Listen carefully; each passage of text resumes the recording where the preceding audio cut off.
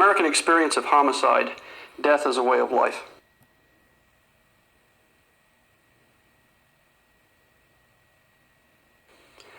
I'm from Baltimore, Maryland, which is a town, small city of about 750,000 people.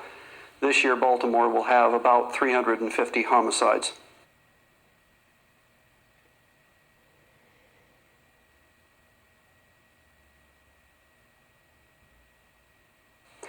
Much of my research has been on homicide. Much of it has been on homicide in Baltimore.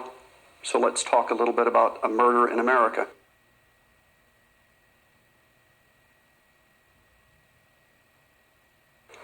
Example number 1. July 14th, 1992, in Baltimore, Maryland, 8 people were shot. But there's nothing unusual about that. We have 8 people shot probably a dozen times a year.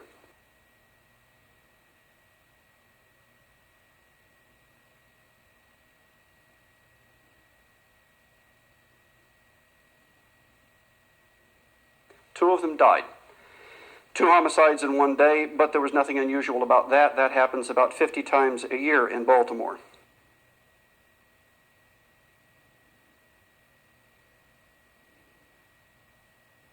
What made that day unusual is that both of those people who died for the same reason, the same motive. They stepped on the offender's toes.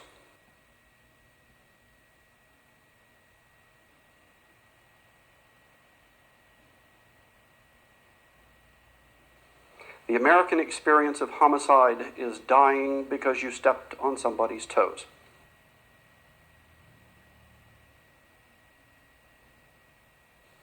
Other reasons that turned up in my research, he turned up the heat, and I didn't want him to, so I shot him. He was talking to my girlfriend.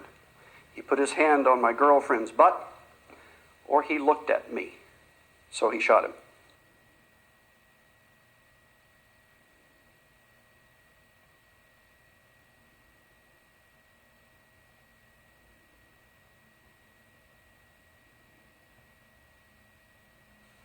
Example number 2. The best known gun battle in American history is the gunfight at the OK Corral. It wasn't much of a gunfight, actually. The Earp brothers just pretty well shot some people down, but it's famous. 9 men, and in about 1 minute, 35 rounds were fired, 35 bullets.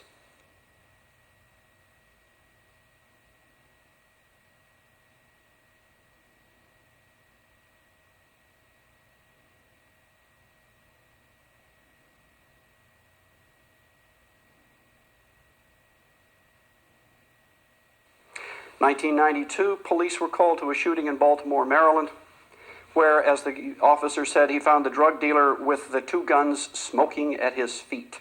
He was dead. He was wearing a bulletproof vest, but had finally been shot through the head.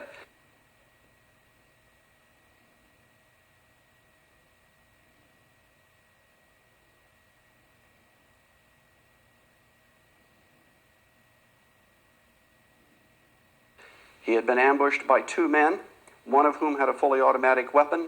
He had 2 semi-automatic weapons, and in the space of less than 20 seconds, 65 rounds were fired.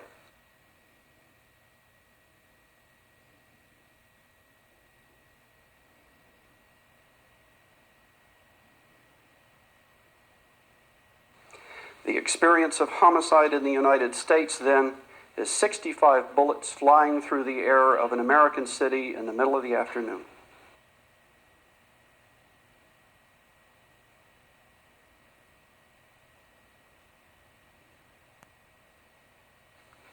Throughout this, I will stress how social group specific homicide is, and I will try to explain the increase in homicide since 1968, pointing out that it has not been spread evenly across the social groups of America.